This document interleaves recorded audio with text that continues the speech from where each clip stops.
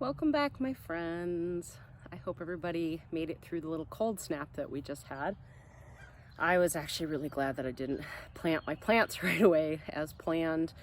But now that the cold is past us, it's time to get these babies in. So I didn't film this, but what I've done is I've gone to each of the beds and kind of placed some things that I want to plant. I may also today go get the stuff for a fourth bed to put the strawberries in, but for now I at least want to get these babies in because some of the leaves are looking yellow on them. It's usually an indication that they really need to get out of the pot they're in and into something with a little bit more nutrients. So this is going to be the pepper bed, this first one here, and you'll notice some of these are kind of tight together. Serranos are a little bit smaller, so these over here I am probably going to squish into a smaller space. Those are a couple cayenne.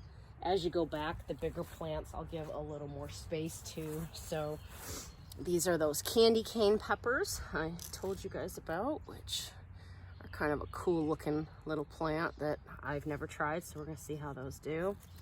But they look like they might need a little space. So I typically, for the bigger plants, try to give them at least 2 feet, which in a 4-foot bed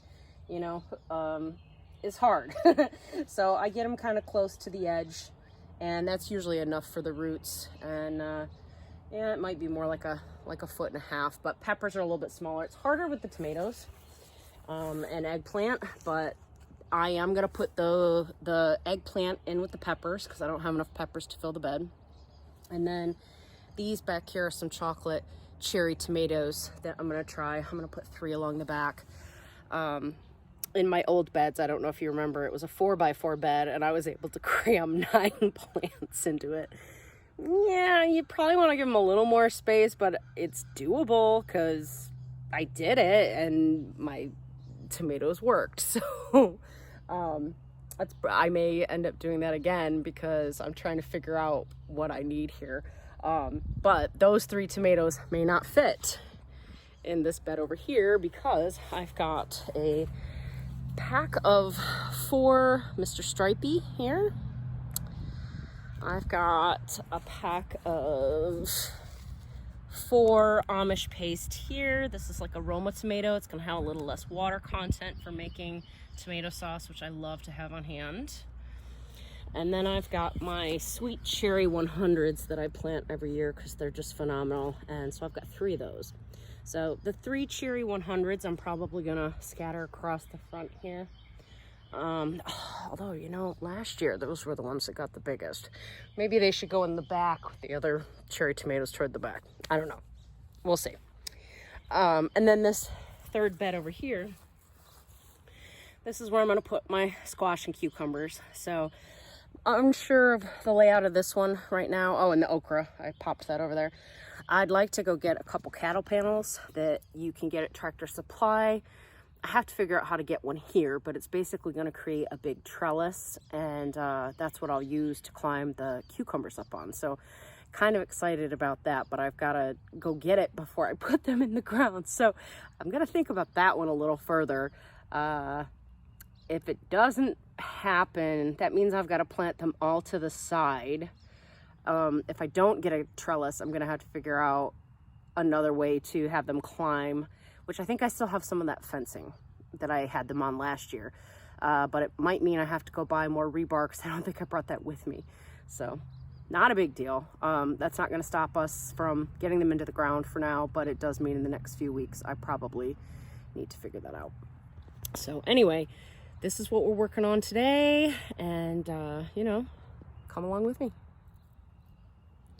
One of the first things we need to do is pop them out of these containers. So these are my long red cayennes. I saw on a YouTube video where somebody just pinches each of the corners and they kind of pop out, and look at that. Sure as heck did. So I'm gonna do that for each of these plants that I have in here. That way I can get a little bit better spacing on my plan and know exactly what I'm dealing with before we commit them to the ground. Okay, so I've got everything out of the containers, and right now it probably looks a mess because I don't have them in and they're just laying down. But a lot of your peppers can typically be about a foot apart. So that is the plan that I'm using here. The 6 here in the front are going to be my serranos. And then I've lined my 6 jalapenos up behind that. Over here are the 3 cayenne and my 1 single pimento. And then back this way, we've got the 3 candy cane peppers. We've got my 3 eggplant, which probably need, these are a little bit bigger, so they do need a little more space. And then obviously the tomatoes typically need a little more space. So that's why you see I'm going to be planting those 3 in a row and not 4.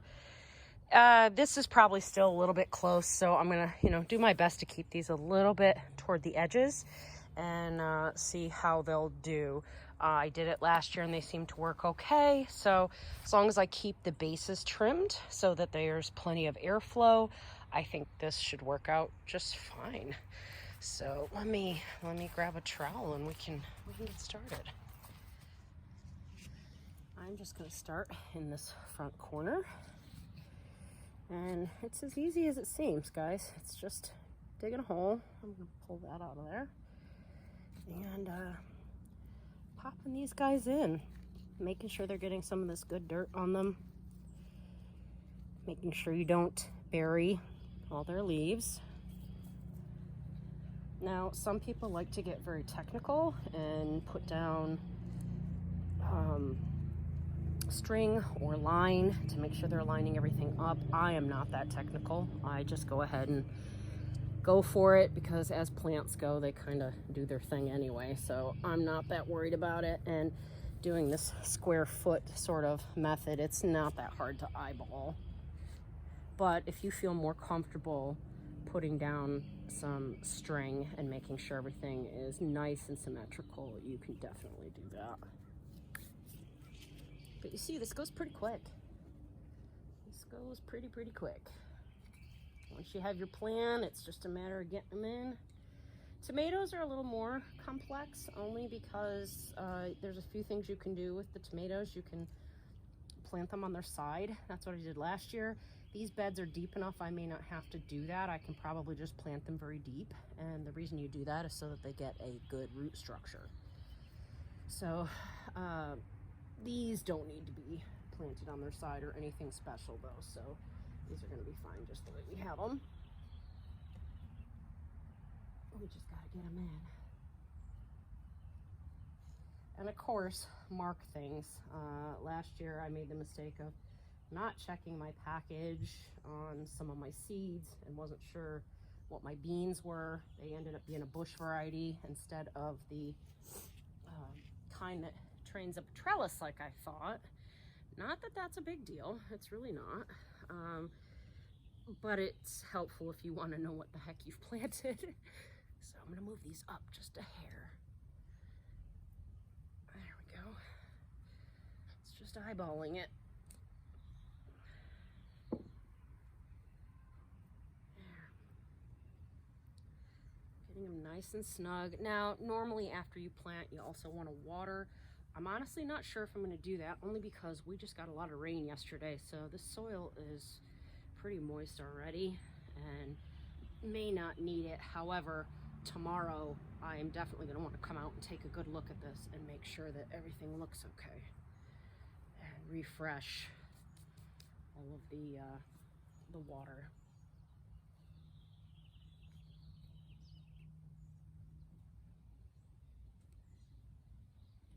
These are a little bit bigger, take a little more work.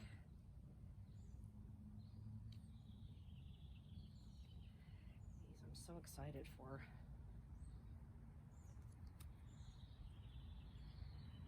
Make sure to keep your markers. Now I'm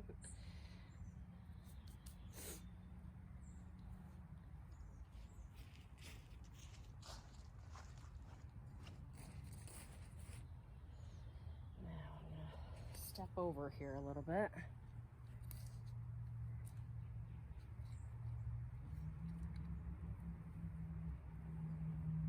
These are getting planted good and deep.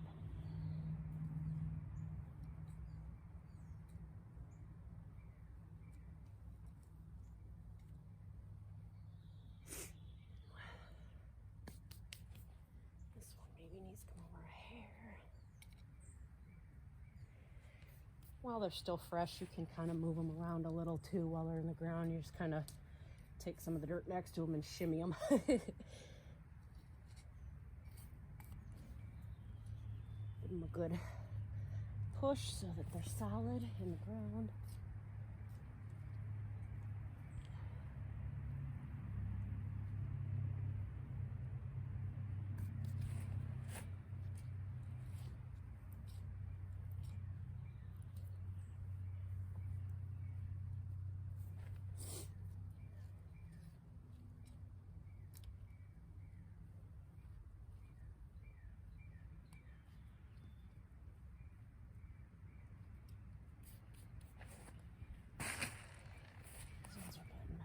Head a little bit, so I'm just gonna scooch them.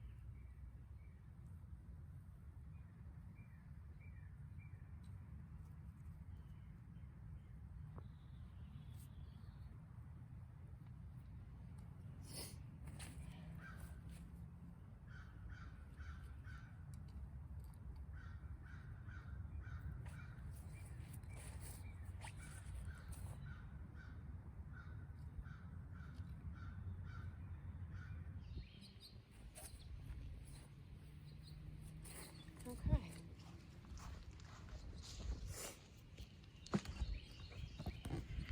There you have it. So that's garden one.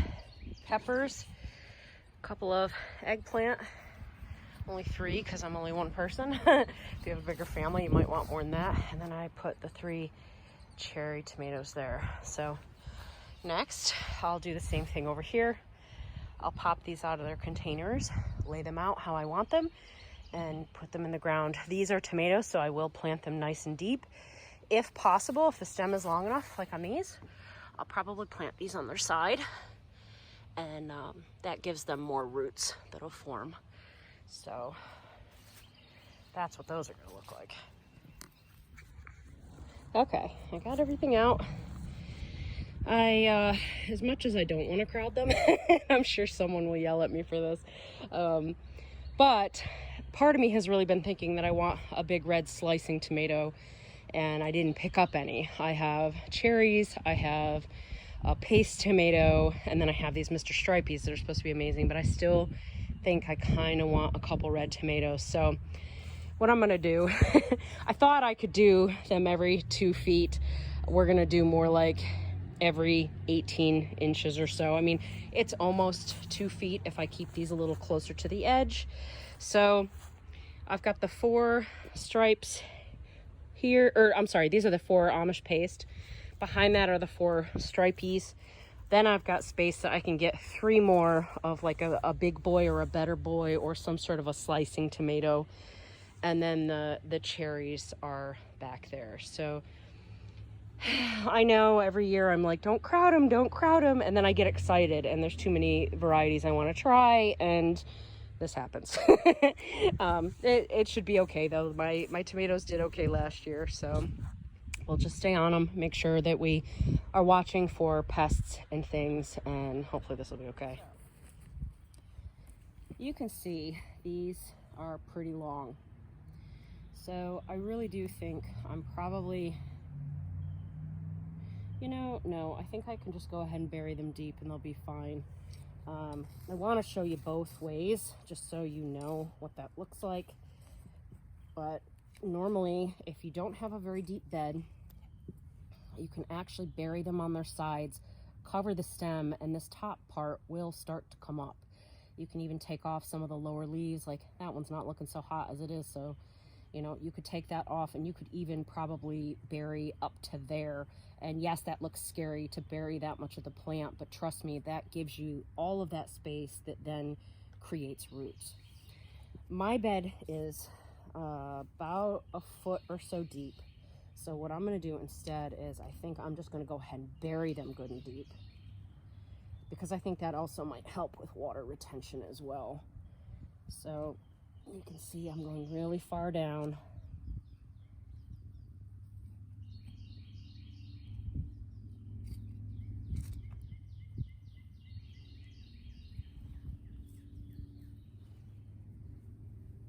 I'm going to go ahead and remove this little yellow leaf because it looked terrible. Trust me, it won't hurt the plant. But there you go. You can see the difference there, how deep I'm planting these. Do the same thing again.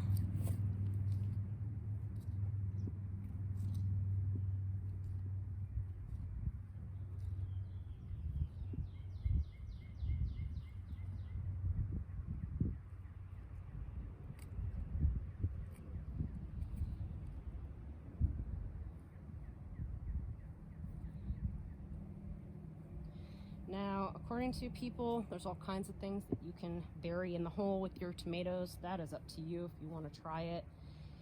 People say to bury a Tums because the Tums will then help with blossom end rot. I'll be honest, I don't think the soil can honestly absorb that much calcium and whatnot from a Tums. So I've seen mixed things on that. Try it if you want to. Eggshells, I do put eggshells around my plants. I don't bury an egg. Some people bury a full egg just for the extra nutrients that it can break down and give the plant. Again, I don't bury an egg because I don't want critters coming in and digging mine up, but what I will do is periodically I will fertilize with fish emulsion. You can also put fish down in the hole. Some people put fish in here, and you know, it's supposed to be really good for them. Again, I am not one for taking a fish and putting it in the hole. To me, I think that eventually it would stink or bring critters, so I'm not willing to risk it. But I have heard of aspirin. I haven't done that yet. Aspirin is supposed to help keep some of the things at bay that can get at them, and it helps with stress. I've never tried it. It's up to you if you want to. I usually just do this and they're just fine. Fertilization and even watering is the most important thing, and especially with your tomatoes, you want to make sure you're checking on them. I check my plants at least every other day. If you can't check them every day, you know, that's understandable, but at least every other day, because you want to make sure you're looking for pests.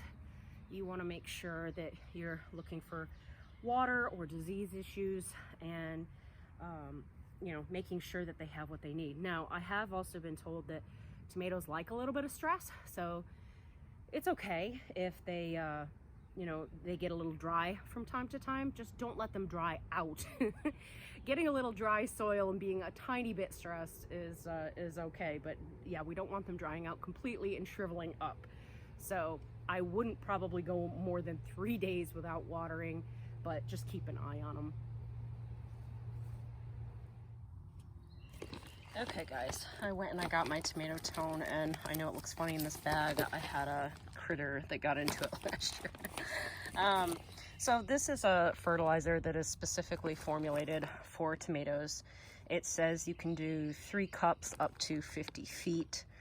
I usually just do a little sprinkling around each one at the beginning of the season, and then maybe once a month. I don't know, maybe someone else has a better idea that you should do it more, but I also try to do some fish emulsion here and there because that's really good for them as well. So I usually just use my hands and give them a sprinkle around the base. As it gets wet, this will seep down in. I also went and grabbed my tomato cages because you do kind of want to cage them as you're putting them in. Otherwise they get away from you, and then you're struggling to get the cage around the leaves.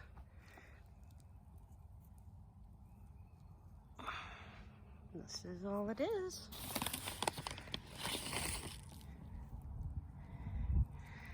I just want to make sure maters get what they need.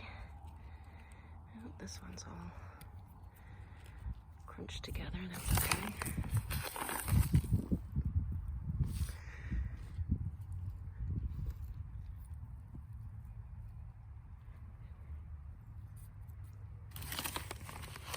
And as you can see, for a small gardener such as myself, I mean, that bag is from last season, so it has lasted me at least 2 seasons. Now, if you're growing a larger batch of tomatoes and have a much larger garden or farm, you're definitely probably gonna go through something like this a lot quicker.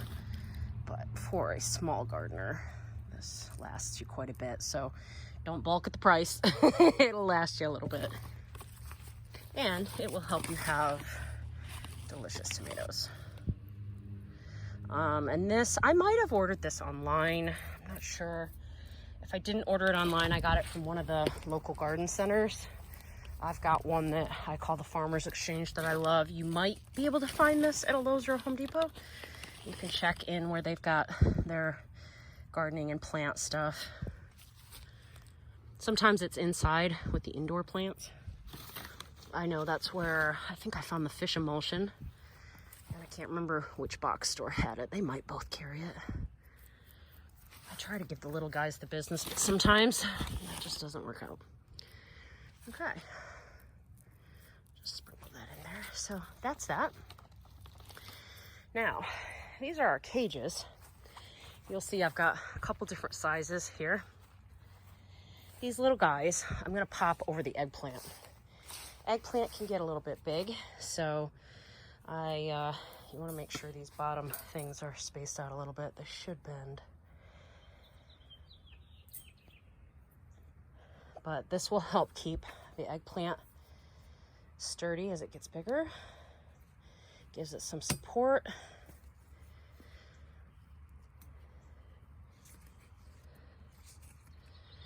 Give it a little help. That's what that looks like. There's some of these have got vines stuck on them from last season. Hopefully where I live now there won't be many of those sorts of things. So this is all I'm doing for each one of these, and I don't think I'll film each of them for you, but I'm going to do this on the tomatoes as well.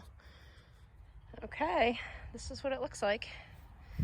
So I'm missing a couple cages. Somewhere I have some square ones, I think, but these are pretty cheap. I'll probably just go buy a couple more of these medium-sized round ones. I have a couple of the really large ones, and you'll see I've got one I left back here because I think I'll put it on whatever I put here. And then there's one little bitty one. I don't know that I'll use the little one because these need something a little bit bigger. But yeah, tomatoes tend to get pretty big. I have toyed with doing the cattle panel method where you stake them against that, and I just have not taken that leap yet. So for now, this is what we got, and that's what it looks like to plant tomatoes and peppers and eggplant.